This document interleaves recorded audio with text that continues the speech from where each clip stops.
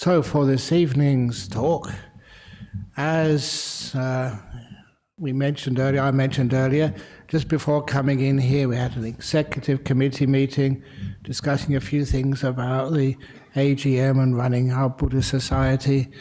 And then just coming in here, I've got to now think, what am I going to talk about? You know, life, you have to make decisions. And even though when I became a monk, I thought, I can leave all of that behind. I don't have to do any more management. Because you know what it's like when you have to make a decision? Think, is it the right one? Is it the wrong decision? And sometimes that can cause you so much stress. And I thought the solution is become a monk, and then you don't have to make any decisions at all. Now look at me. When I was it was true that when you were a young monk or young nun, you have just this beautiful time, your early years, where you don't have many things to do. You don't have to give talks. You don't have to choose your fashion. Get up in the morning, just got these brown robes or nothing. It reminds me of one of those stories.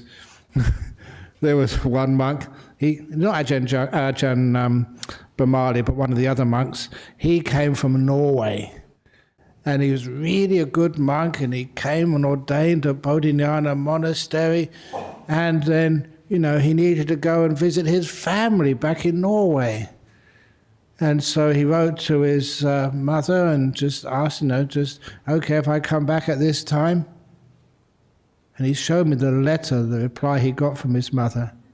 Yes, you can come back to Norway to visit, but do not come in robes, wear a suit.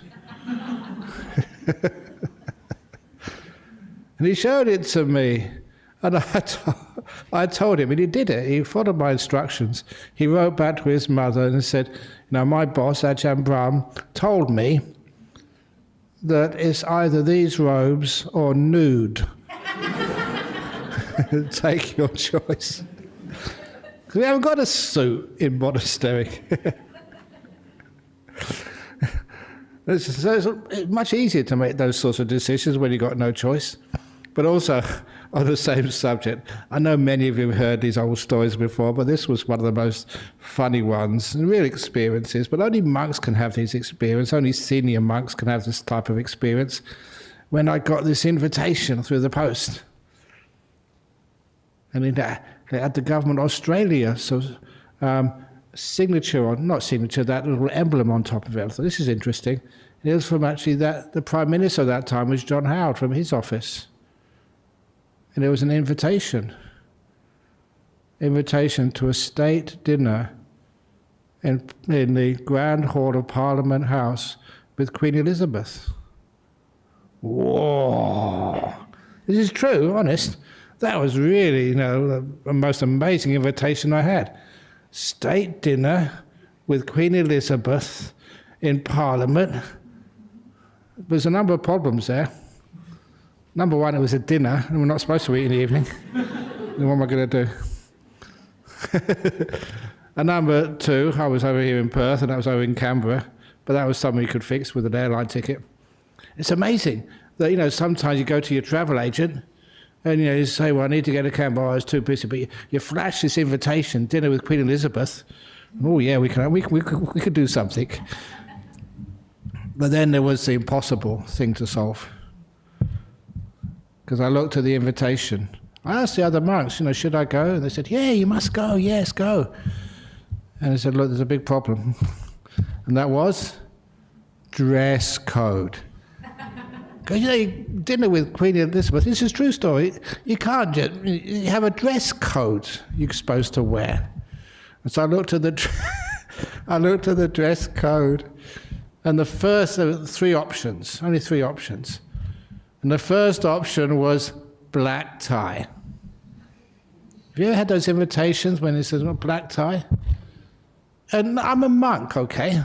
So, I don't go to these sorts of things. I don't know, what dress codes really mean. So I asked a few friends, is that all you need to wear? Just a tie?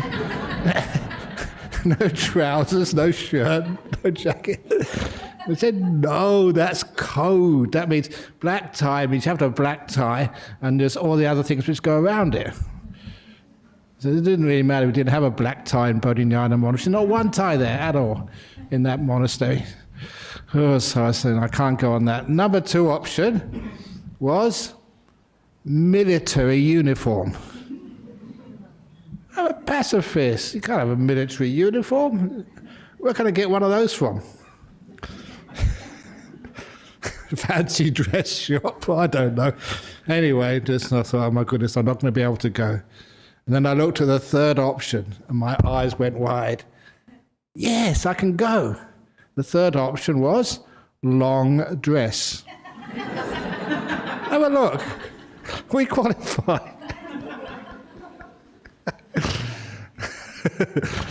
So I remember turning up at sort of Parliament House in my robes. That's all I had.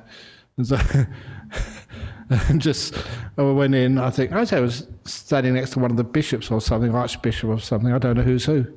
I do remember though, there's an opportunity. You know that sometimes you miss opportunities in life. Because I remember just not to rush ahead too much. I was walking in with one of these archbishops, and they stopped me. Security stopped me. Honestly, they asked me, "Are you meant to be here?" And I flashed my invitation, so okay, go in. But then, of course, you had to go to the toilet. And when I went to the toilet, there's quite a few men in here. You know, the toilet cubicles, the urinals. You know, you stand in a line. You know, and just you're standing next to someone. And I was actually urinating next to Lachlan Murdoch. You know, that's Rupert Murdoch's son. And I thought, oh, why didn't I bring a donation envelope? It's a Lachlan Murdoch. Ah! Anyway, and actually, as for the dinner, for those who hadn't heard the story, as for the dinner, I was really amazed that they really did their research. You know, they had the protocol officers, and I don't know who they called, but they really just got all the information correct. You know, they couldn't give me like real food, like I think they had macadamia pie or I don't know what they had actually, because they gave me the 3 courses. The first course was, I think it was cheddar cheese. Well, something like cheddar cheese, but it was from Australia. It had to be all made in Australia. And another, really good stuff. I mean, when they actually get some food for Queen Elizabeth, they don't get rubbish. They don't go to Coles or Myers or just Woolies and just get whatever's on the cheap shelves. This was really so tasty stuff. And then they gave me another plate of some other cheese. And then the last plate was dark chocolate. I don't know where they got that from, but that's actually just what we can eat in the evening. Oh, just side to your research team. You got it right. But anyway, what was I saying? Oh yeah, because sometimes because you wear these robes and that's all you can eat in the evening, you don't have any choice. So sometimes it gets nice and peaceful. The less choice you have. Is that the case? Sometimes supermarkets. When was the last time I was in a supermarket? I don't think for maybe 10 years, maybe 15 years. But I remember supermarkets when I was young, as a student. You know, I used to eat muesli in the morning. There's only one type of muesli you could get. And sometimes you had to make your own, just where there was no oats. There was no choice. So it's so simple. It took me 2 minutes to do my shopping. But these days, how many different types of muesli can you get? You can get sort of organically grown muesli, free-range muesli, fair trade muesli, no organic, what's it called? Organic muesli. So there's so many different choices. Must drive you people crazy. All the decisions you have to make just to actually to get some muesli in the morning. So a lot of times that if you're not even a manager of a shop or a business or a monastery or a Buddhist society, you're just managing your family, just managing your finances, it can drive you crazy. So many decisions and choices you have to make. Even you come in here, where you're going to sit, where you're going to stay here or leave, what clothes you're going to wear, what you're going to say afterwards. There's so many, and a lot of times people are afraid of decisions. Because sometimes you made decisions and got into trouble. A bad decision. Or was it a bad decision? And this is one of the things with decision making. I was going to give this talk on decisions this evening because I couldn't decide what I was going to talk about. So there we go. It's relevant. It's true. And so when we talk about decisions, that's one of the things which hinders us. The fear of making a mistake.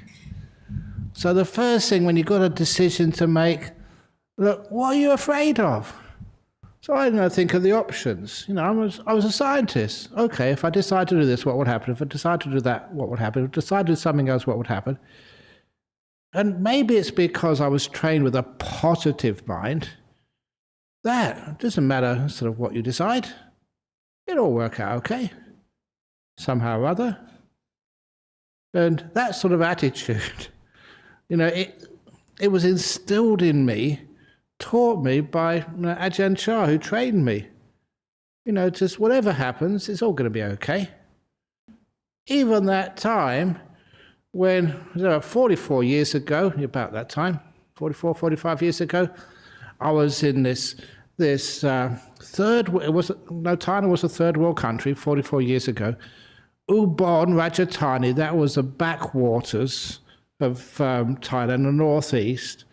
In the hospital there, in the monks' ward of the hospital, with typhus fever, scrub typhus. We didn't know what it was. And that was a really scary hospital. And I'll tell you why it was scary. No, I had lots of loving kindness when I was well. But when you're sick, ugh. And especially, that there was, I think, about 6 beds on either side of these long old wards. The old wards put everybody in the same sort of room. This was the monks' ward. And the very first night, I had typhus fever, and that just really was really bad sickness. And I was sitting there feeling just terrible. And then there was a male nurse at the front, and he went out the door, and he didn't come back. And after an hour or two, with no one looking after us, that's when I asked one of the monks next to me in bed, because I could speak Thai in the local language, northeast Isan at the time. And I asked, when's the night nurse going to come?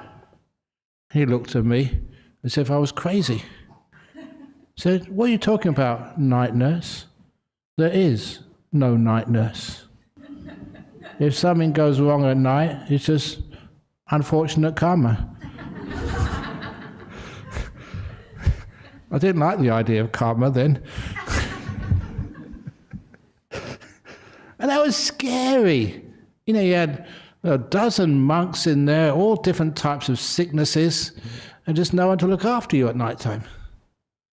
And worse was to come the next day. The next day, because the nurse would come to give you injections. Now, for those of you about my age, I'm 70 this year. In the old days, do you remember they didn't have disposable needles? They were all recycled. Now, recycling is very good, but not through needles used to inject medicine in your bottom, because that's what happened. Those needles, honestly, they were so blunt. I never tested this out, but I'm pretty sure they were used in Bangkok first.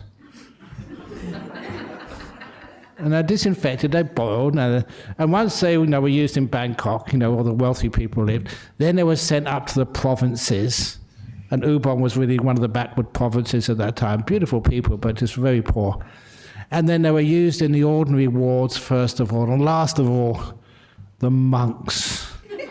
Because we were the tough guys, Doesn't matter what they did, we wouldn't complain. Other people, not us.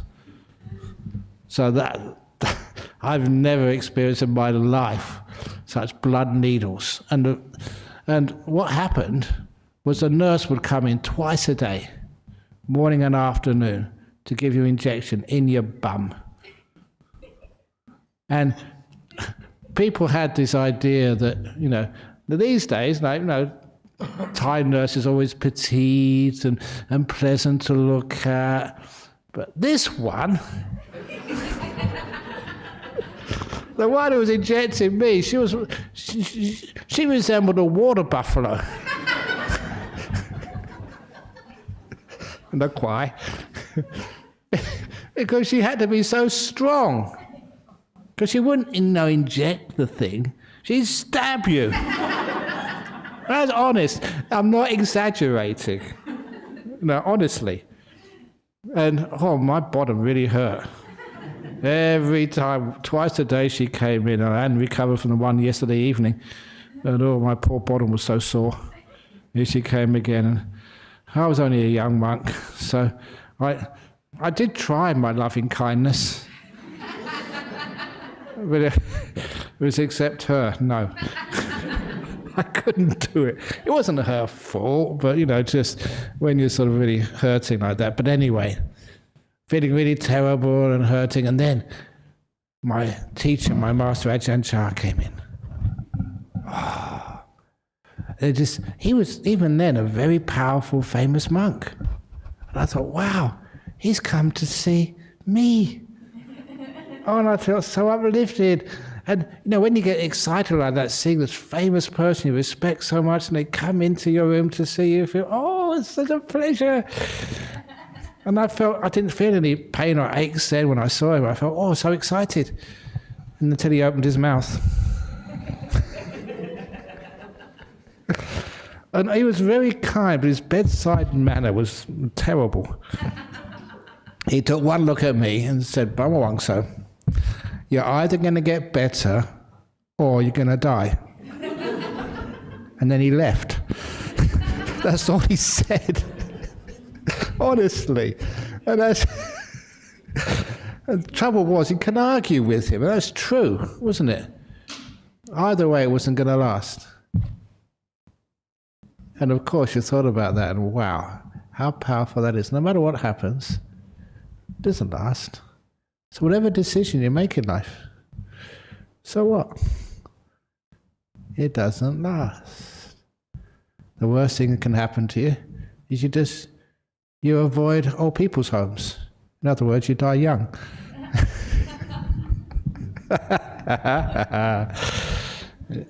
So you can always see the positive side in things. And that's why when you make decisions, when you have no fear, obviously, you're just responsible and you're intelligent, you do your research. But if you make the wrong decision, very often when I make decisions here about what to talk about, what joke to say or what joke not to say, sometimes when I say that, the monk sitting next to me says, "I hope he doesn't tell that really nasty joke." But the joke today, somebody sent me this book last week. It's really on Buddhist jokes. Really nice. Only one line, it's very easy. And it has the saying on the front, "Letting go is the only thing I've got left to hold on to."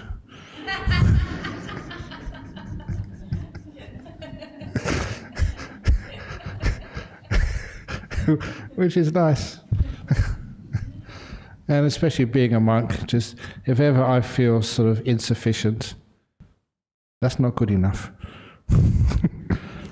I should do better than that. You didn't get that one, did you? Maybe is the way I said it. But anyway, I decided to give it a try anyway.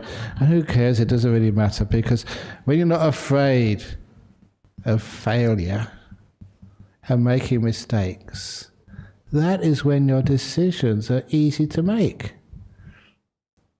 When we make decisions, what if it goes wrong? What doesn't work? Sometimes it's wonderful if it doesn't work. You learn so much when you make a decision And sometimes it doesn't work out. And this is one part of philosophy of life, which I think I've shared with you. Please never be afraid of mistakes. It's mistakes is where we learn. If we didn't make mistakes, the only place you could not make mistakes, you stay in your house and never go out at all. There are times when I was young and just cut myself and bruise myself and that's where I increased my immunity. So these days I hardly ever get any infections or anything. My immune system is pretty strong because just messing around in my youth. When somebody says, why don't you try this new path for your career, give it a try. That was also encouraged for me. I was in a university in a science degree, and there the people said, don't just do science. Just go and experiment. See what else is on offer in this great university. And if you do an experiment, if things blow up, said, well done. At least you're showing that you're courageous in your search for truth. And in that university, I'm sure that 100 times experiments went wrong and they didn't work at all. But the one time when it worked, that's where they made great breakthroughs in science. Because you have to have that courageous. There's never any breakthrough, never any new invention made without hundreds of failures going on alongside. They're also part of life. That is where we learn. And even though I'm a monk, been a monk for 47 years, very happy monk. Even so, sometimes you get people come and they just want a little bit of counseling, a little bit of support. And again, sometimes that one of the most important parts of your life is your relationships, especially marriage. I don't know why it is, but it's very often a person comes up and their relationship has all fallen apart. They're very devastated. And they come and ask me for help. I say, well, why are you coming to me? What do I know? I'm a monk. It's something really weird about that. Even this is not in Buddhism, but even in, say, Catholicism, they get the priest to marry you. What do they know about marriage?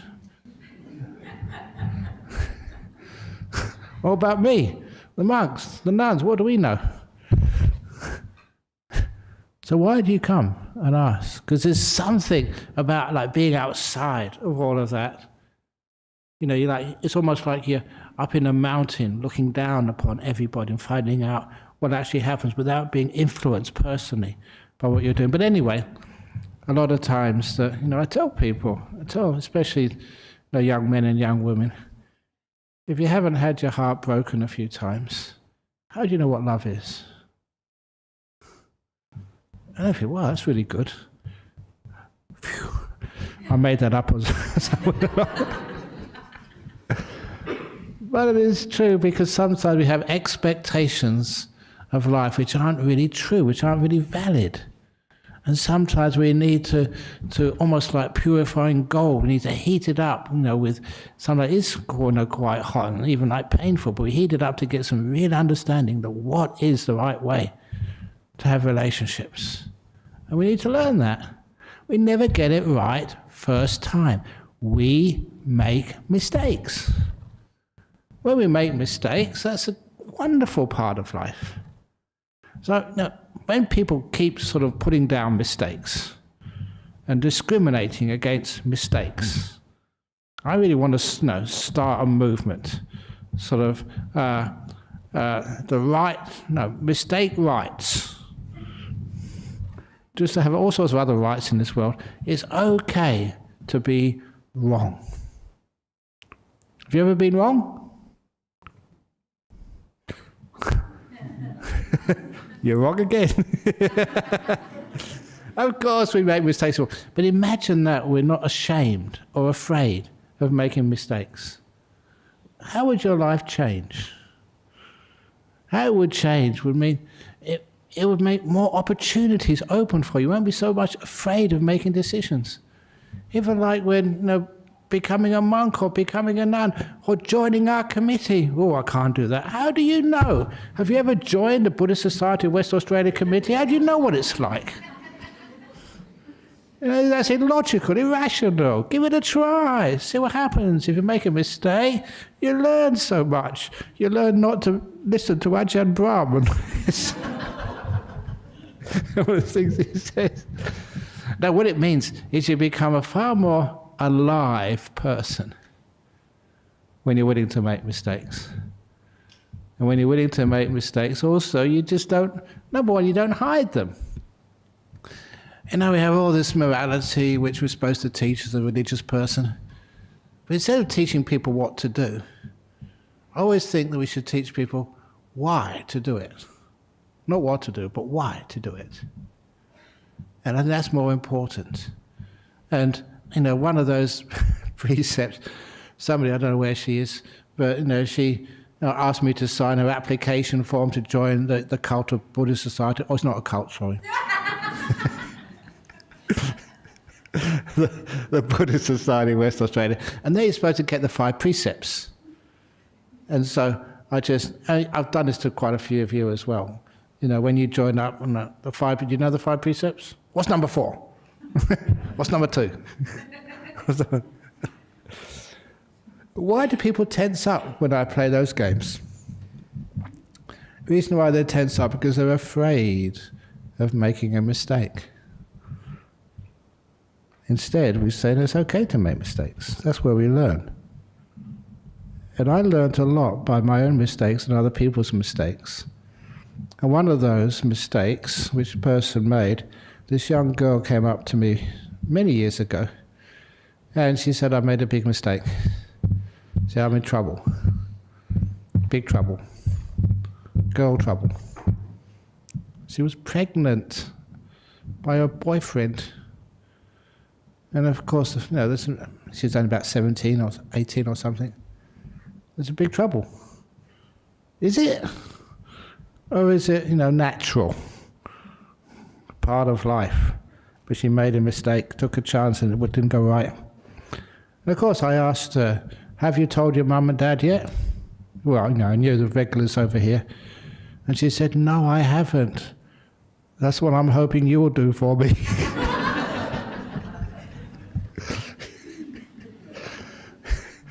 And, you know, I was just really touched, you know, that, you know, she would trust me that much and actually give me the privilege, the honour of actually helping her out of a difficult situation. Because she knew I knew the parents, and if I told them, you know, just to give her a break, she just made a mistake, but she needs your assistance, then she listened to her, listened to me rather. But anyway, I also asked her, just, well, why don't you tell your parents? And what she told me, that was a great gift she gave to me. She said, no, they'll kill me if they found out. And that just opened up this whole area of why do people lie? Why don't they tell their parents they made a mistake, something went wrong? Why can't people just be honest? Oh, because they'll kill me if they find out. If my boss finds out that I wasn't sick, but I just went to a meditation retreat for the weekend, oh, that would really give me a hard time. Why are people afraid of telling people the truth? And if you have that lack of fear and have this beautiful thing called amnesty, we all make mistakes. You just admitted that. Sometimes you're wrong. How about telling the people you respect and love, your friends, your family, yeah, I made a mistake, I shouldn't have done that. That is much better than lying. How about just Mr. Morrison just putting, oh yeah, people of Australia, I made a big mistake. Have you ever seen a politician actually admitting that they've made mistakes? The reason why is they're afraid. The newspapers will say, you're incompetent, you can't make any more mistakes, you shouldn't be running our country. When, you know, I met a few prime ministers, they're human beings as well. Imagine if the politicians did put their hand up and say, I made a mistake, that was a really wrong decision, I should have made that decision. and they take responsibility for it. Well, they might even change politics. It'd mean that many of our politicians wouldn't be so afraid of making decisions because they feel it's really going to help the country, going to help even help the planet. And they've got the courage of their convictions because they're not afraid of being judged for a wrong decision. And sometimes, again, I'm all sorts of spiritual directors of this and spiritual dictators of that and spiritual... That was one of my epithets. Many things people say about me, but that was one, because spiritual director is the official title in our committee, but then the nickname became spiritual dictator. I kind of find that funny. You know, sometimes people say, aren't people just criticizing you or being mean to you? I say, no, I like it. You know, my nickname in Indonesia, I think they started this in Indonesia. My nickname was Ajahn Donut. Donut. Some of you have heard this before. You know why they called me Donut? For 3 reasons. It's actually a word of praise. Ajahn Donut. First of all, you're round. Number 2, you're sweet. Is that right? And number 3, most important, you're holy. Holy. Ajahn Donut. And sometimes I appreciated it because that sometimes that, especially as a monk, a senior monk, that sometimes you can feel so full of yourself. You can feel just so proud, arrogant, elite, entitled. And I've seen people like that, and it's disgusting to see. And I never, ever, ever want to be like that. Entitled. As if somehow or other you're different than others. So I like it when people tell funny stories like that, call me Ajahn Donut. It makes me more human. So anyway, making decisions in life is... I found out just all those decisions I've made in my life, and many of them, now 70 almost, so it's like you go out a door. You can turn left or you can turn right. Just simplifying the decision making. Which one should you do? Oh, what the hell, I'll turn left today. Because I know it doesn't really matter. What really does matter, though, is I make the decision reasonably quickly. I don't ponder, oh, should it be left, should it be right, should it be right, should it be left? Maybe I'll go and look on Wikipedia and find out which is the best way to walk. And Google Maps might be better because that gives you directions. Or should I go and ask experts on which way is the best way, left or right? Or should I actually check the weather because maybe go left, it's a storm, maybe go right, it's nice weather. Should I go and ask my friends? And that's ridiculous, isn't it? That's what sometimes people do. They're really hopeless at making decisions. They procrastinate too much. As for me, I put off procrastinating till later on in my life. That was a joke. I'm really having a hard time with my jokes today. Don't mind. Put off procrastination till later on in your life. Anyway, back to, where was I? Oh yeah, making decisions, left or right. What's really important is you don't waste energies on your decisions and worry about, is it the right decision? No one knows what the right decision or wrong decision is. You just make a decision and then you make it work. You save your energy till after you've turned left or right. And then you make that work. It doesn't really matter what decision you make. What really matters is how you commit to that decision afterwards and how you really make it work. So that's why, if any of you sort of think you want a partner in life, you're not married yet, and you're looking for someone, no, just anyone will do.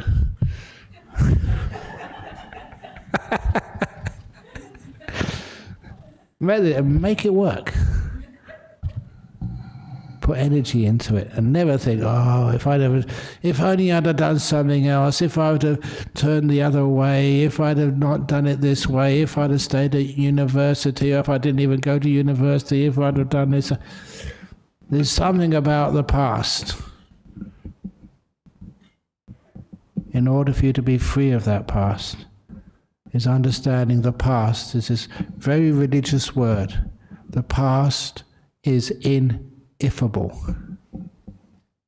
Have you heard that word before? It's usually said ineffable.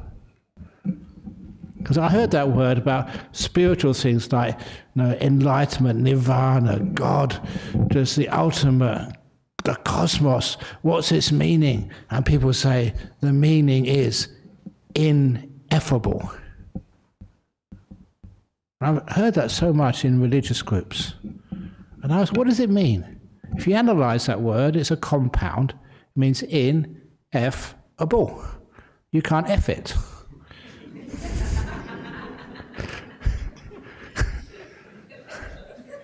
So it's true, you can't F enlightenment or God or anything. If you do, in trouble. It's ineffable. But it didn't really mean anything except just, making it funny. But of course, I always think that you give it a meaning, something a bit more powerful. And of course, that's why I invented the word ineffable.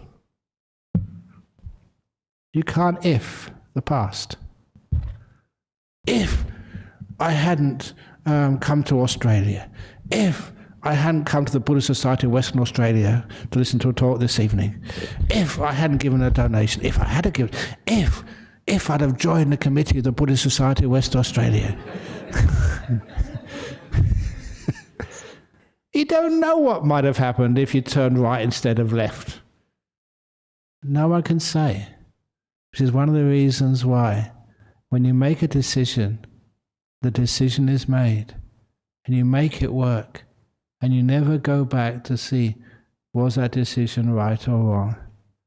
There is no such thing as right or wrong from the past. You did it, it happened, and you learn from it. You grow from it. And you get such amazing experiences from it. Sometimes, I thought, oh, why did I come to Perth? I could be this wonderful monk living in a cave in Thailand now, just really peaceful, nothing to do all day, just no talks to give, no sort of houses to bless, no people to talk to, just perfectly freedom. Look, I could have retired by now. But my retirement is not even a possibility in the distance. I've got no superannuation. I've got no pension. I've got no place to live other than my little cave in Bodhinyana Monastery. Did I make the wrong decision? No. That was pretty quick. But of course, I never even think of things like that. Because I know the past is ineffable. You don't know what might have happened. What I do know, I'm here. And I'm going to make it work. So when I, instead of turn left, turn right, which should I do? I make sure that once that decision is made, I give it everything I've got. Make it work. And if eventually, it doesn't sort of go the way I expected, actually nothing goes the way I expected. Does your life go the way you expected? If I'd have asked you 10 years ago, 20 years ago, would you be spending Friday night sitting on the floor with sore legs, listening to a Buddhist monk give a crazy talk? Would you have been able to predict this? Of course not. But here you are. So you make it work. So because of things never go the way I expect them to, but that's part of life. And I learned so much from that. Give as much energy as I possibly can. And that's actually just a beautiful story, which just comes to mind. I usually tell this when we're doing fundraisers. They always need funds for something or other, because we spend too much. Not the monks. The monks, we don't spend anything at all. I'm looking at president of our committee. That's all good stuff. But anyway, a story from Ajahn Chah. Sometimes people really do think that religion and spirituality has to be profound and difficult to understand. And I mentioned that before. If you go to a talk, by me or by somebody else, and it's a really deep talk, and afterwards you go outside, you tell your friend, that was really deep. He said, yeah, it was really deep. I didn't understand a word of it, but that's why it was deep. But hopefully you can understand what I say here. It doesn't mean it's not deep. That's one of the great things with an Ajahn Chah. He's some incredible deep teachings, but they're so easy to understand. But one of the things which he didn't tell me, he told this man from Sydney. And this man from Sydney had heard this great enlightened master in northeast of Thailand. He wanted to go and see him and ask some questions. And he was determined enough to get on a flight from Sydney, this is quite a few years ago, all the way to Bangkok, and find out Ajahn Chah didn't live in Bangkok, get another flight to Ubon Ratchathani, and from there get a taxi to Warin Chamrap, and then to Wat Ba Pong, to Ajahn Chah's monastery. And he could only go for a day or two, so he was going to get the flight back to Bangkok that afternoon.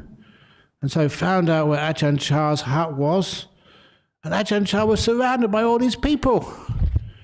And so he was on the outside, on the edge, waiting for his turn to see the great master.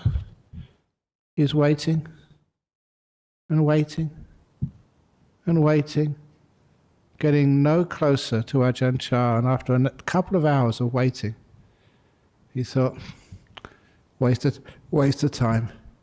He come on this great journey all the way from Sydney to the northeast of Thailand for one reason, and he hadn't achieved his goal. So he got up, quite depressed, walked over to where the taxi was going to pick him up, to take him to the airport to get his flight back to Bangkok and then connection back to Sydney. And then he realized the taxi was not going to come for another 45 minutes or hour. So he saw some monks. They were picked up brooms to do some sweeping. So he thought, well, why not? At least I could do some good karma, and just do some sweeping. So he picked up a broom and started sweeping. And as he was sweeping, he told me this story in Bodhinyana Monastery. I never heard this story before. And he was sweeping away, and then he felt a hand on his shoulder. And he wondered, who did this? So he turned around, and that hand belonged to Ajahn Chah. And Ajahn Chah was standing about half a meter away, hand on his shoulder, just smiling at him. And he said something which was translated by a translator. So if you're going to sweep, give it everything you've got. And then Ajahn Chah smiled and went away. And he told me that little saying changed his whole life, because he realized that was from not just an ordinary person. Ajahn Chah had often seen, and obviously seen, this Australian man. He must have been young, about 30 at the time. Seen this man come all the way from Australia, hadn't got a chance to ask any questions, and Ajahn Chah didn't have any time to do anything except give a very quick teaching. If you're going to sweep, give it everything you've got, 100%. And he realized that was not just about sweeping, it was about life. When he was at work, in his office, he gave that 100%. He never thought about his family or his health or anything. It's 100% work. And when he was driving home after work, 100% to drive home carefully. When he was with his family, he was with his family, gave his family 100%. Didn't even think about work. And when it was time to go to bed, he gave sleep 100%, never thought about anything else. He gave this 100% effort to everything he did in the moment, one by one. And he said because of that, his family life flourished. He always had time for his family, because when they're in front of them, he was in front of them, he gave them 100%. He never thought about his work, so I'm tired, or watching the TV. When he had his food, he gave food 100%. He never watched the TV while he was eating or talked when he was eating. He just made sure he ate and enjoyed his food. And his business, he gave that 100%, and he flourished. He became very wealthy. Everything about that little teaching, he said, that was such a wonderful teaching, it really changed my life. When you're listening to a talk, you give listening 100%. Are you doing that? And last of all, when you go past the donation box, give it everything you've got. Thank you for listening. Finish off the talk.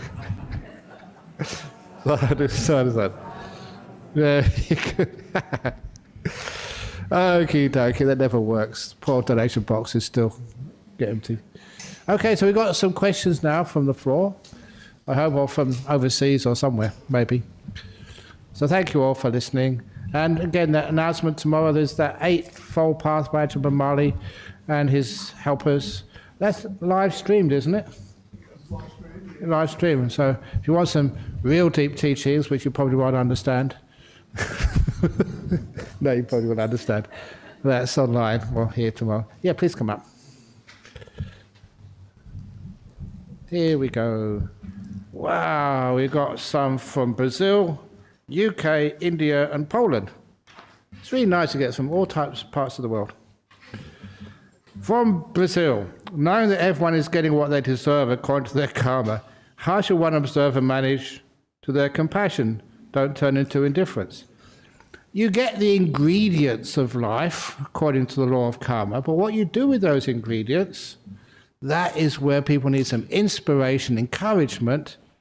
It's just like, I don't know how you're going to get home tonight. Maybe you've got a bicycle, maybe you've got to get the bus, maybe you've got a Mercedes limousine car to take you home, I don't know. But the vehicle you have, that's because of your karma. But how you drive that vehicle, what you make of it, that is even more important. So you get what you deserve, but what do you do with what you got? And you see some people in this world, they hardly got anything at all. But what they do with what they've got is really, really, really impressive. You know, that you've got a car and you give a person a lift back home. And that person, you turn out, is, you know, you're almost like your soulmate, and you have a wonderful time and you have a wonderful relation with it. Who knows? It's what you do with what you've got. That is the other part of karma. You get what you deserve in the sense that that's your old karma. But what are you doing with that old karma now? And that's why you manage to their compassion, don't turn indifference. No, you encourage people to do more, to be kind to one another. This is what we've got. Now this is how we share it. From the UK, to Ajahn Brahm, I experienced a very strong energy coming out of my body. I felt a bit scared, but I decided to stay till he went. Was it perhaps some old energy? It could have been, but it could have been some beautiful new energy. Strong energy. If it's delightful and very powerful, that could be, you know, some of the beautiful energies which come up through meditation. So I need a bit more sort of description, see what type of energy it was. But, you know, sometimes, especially if a person has been sick or been in accidents, car accidents, or even like emotional trauma, sometimes that trauma is almost like stored in your body. And for it to come out and be released, sometimes that's quite a lot of energy comes out of you. But if you had a nice peaceful meditation and you're a really kind, good person, trust, meditation, no, you want to come out, come out. Because you are always totally in control of these things. If you think it's like some spirit who's taking you over. Somebody came and saw me once and said they had this vision in their meditation, this big demon, and it came to, I've come to take over your mind. And she was so scared. A demon, I've come to take over your mind. I said, oh, come on. That's like a burglar, knocking at your door on a Saturday morning, so I'm come to steal from your house this evening. Burglars don't make announcements. If that spirit wanted to take over your mind, they'd just do it. They won't make an announcement, for goodness sake.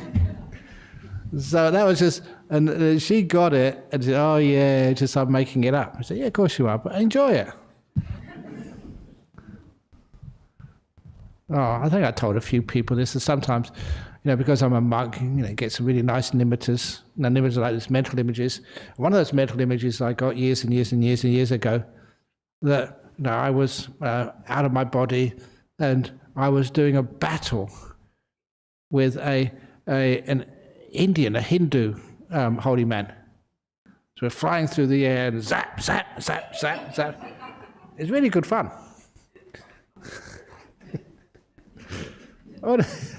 I'm being honest with you. But because it was my nimitta, my mental thing, of course I won.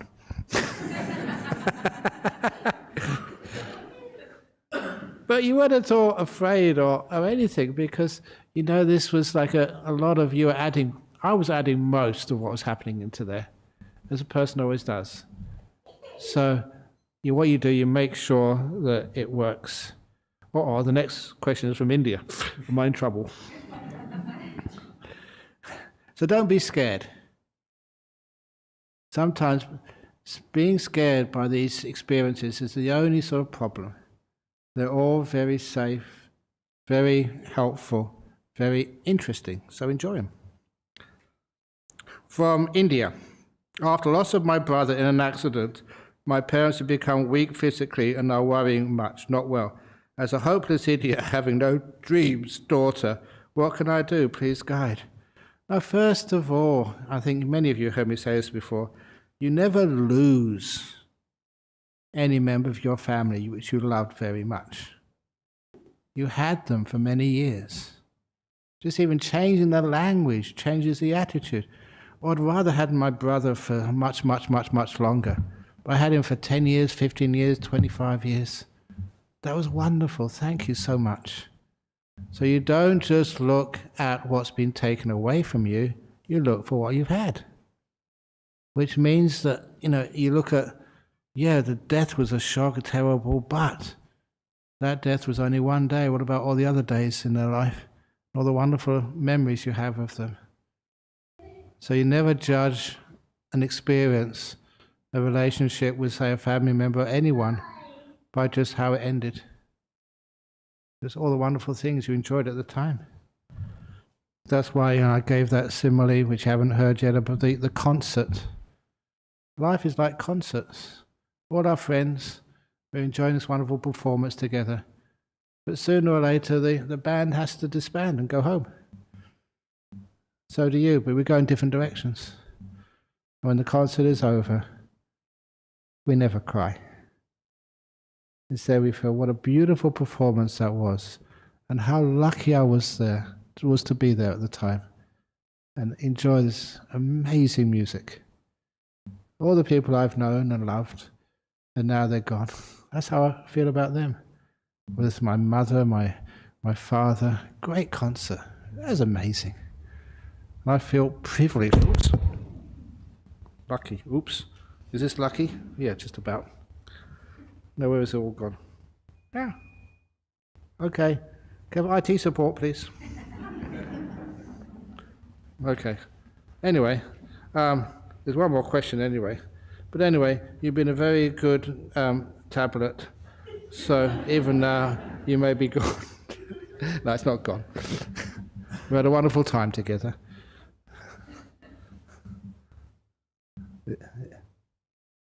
Yeah, is it reincarnated? It is reincarnated. See, if you don't believe in reincarnation, it's now back here. So, people do die. But it's also just how they live. And we also just remember not just the deaths, but the lives and the wonderful memories we've had with that person. What's the other story? I often tell this at funeral services. See this glass here? Can you see the crack in it? You're the closest. Can you see the crack in it? No. You see there's a crack in it. It's called the crack of fragility, impermanence. This is glass.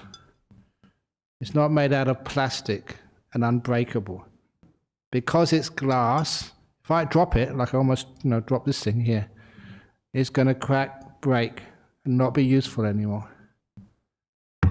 Just like me, I'm cracked. One day I'm going to perish and die. Not this evening, don't worry.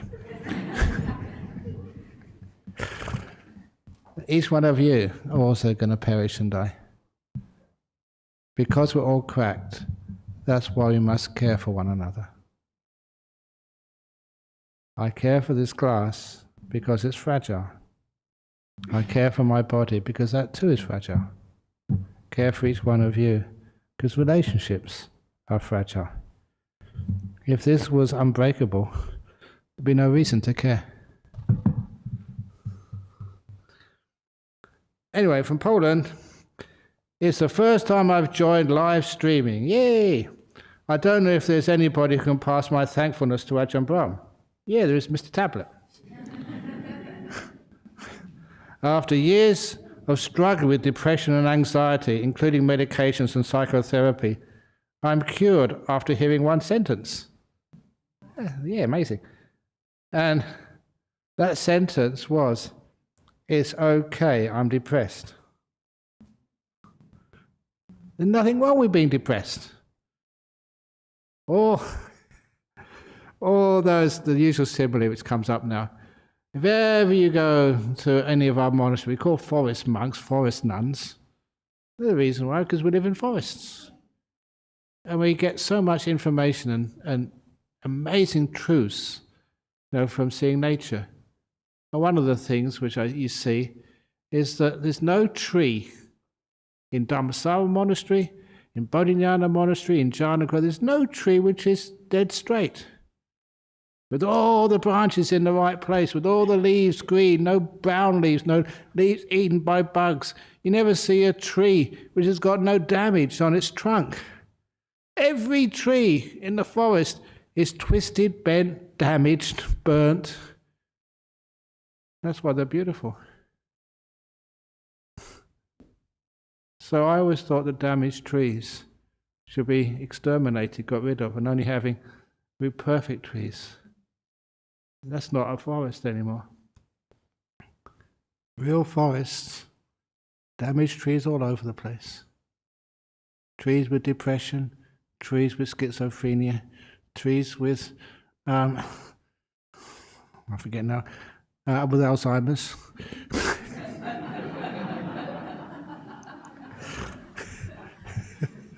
Forgotten what species they are. All sorts of different trees in the forest. And so sometimes when we stigmatize an illness like depression and we treat it with medication, it's okay to be depressed, which means that you're at peace with it. Energy comes back, depression goes. Well done, Michael from Poland. It's okay to be depressed. Everything gone, I feel alive again, and now almost a year passed without any panic attacks. Yay! Thank you, Ajahn Brahm and BSWA. You are truly amazing. Greetings from Poland. And from Michael Godlewski from Poland, dziękuję. Any Polish people here? Dziękuję means like a greeting in Polish to Michael in Poland. And thank you. It's a nice way to finish off for today. So thank you all for listening. And what do we do in the end? 3 sadhus? Sadhu, sadhu, sadhu. That's called give me everything you've got. And now we also, for those who are Buddhists, and I'm supposed to be a Buddhist, so we do the 3 bows. Don't sound like a charm. Okay. Oh, that's nice, isn't it?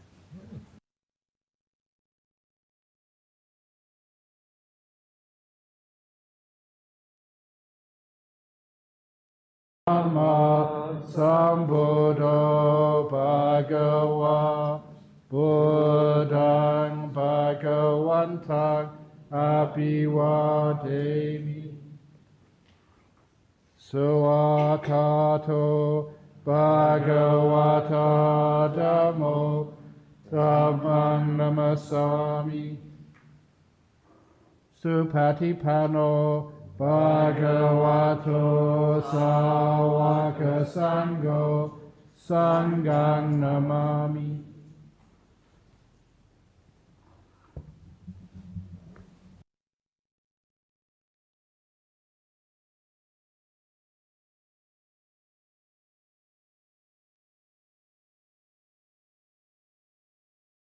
Really interested in joining our committee. The president's already gone home. But we have our vice president here, Ksenia. Yay! So you can ask her or ask me, and how wonderful it is to join the committee of the